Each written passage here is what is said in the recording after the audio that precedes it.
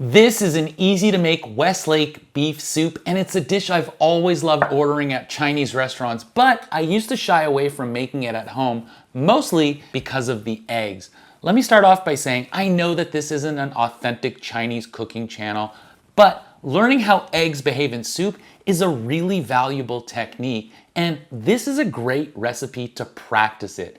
Eggs show up in soups all over the world: Italian wedding soup, Greek avgolemono, and in this Chinese soup where egg whites turn into these delicate ribbons that create a really beautiful texture that I absolutely love. That's why I wanted to share this with you, because I don't think we should shy away from any kind of dish or cuisine. And that's something I'm trying to share more of here. Recipes that are a little different than the usual, but still easy enough to make for your family, while helping you build a little skill and confidence in the kitchen.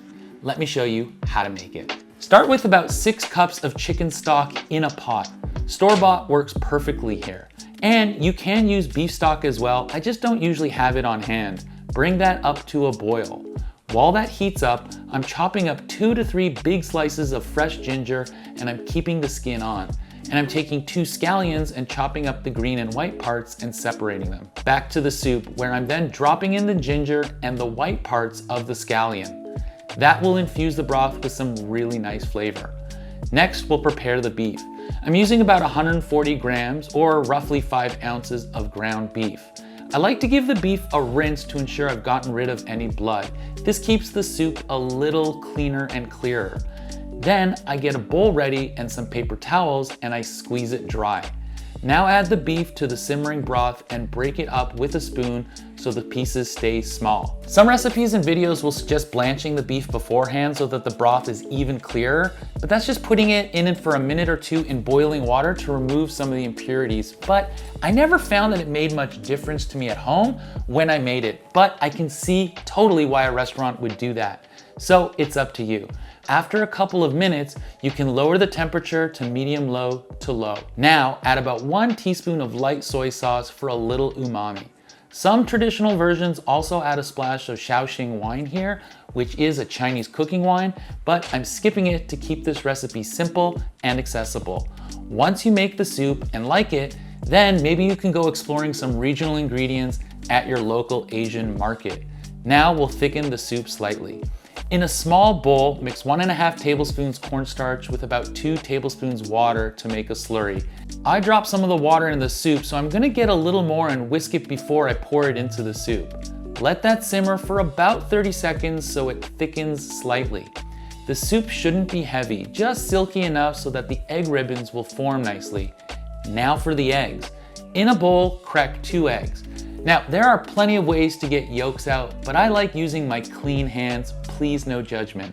Traditional versions of the soup use egg whites only, but if you really wanted to, you could use the whole egg. But egg whites only keeps the broth light and lets the eggs form delicate ribbons instead of making the soup a little cloudy.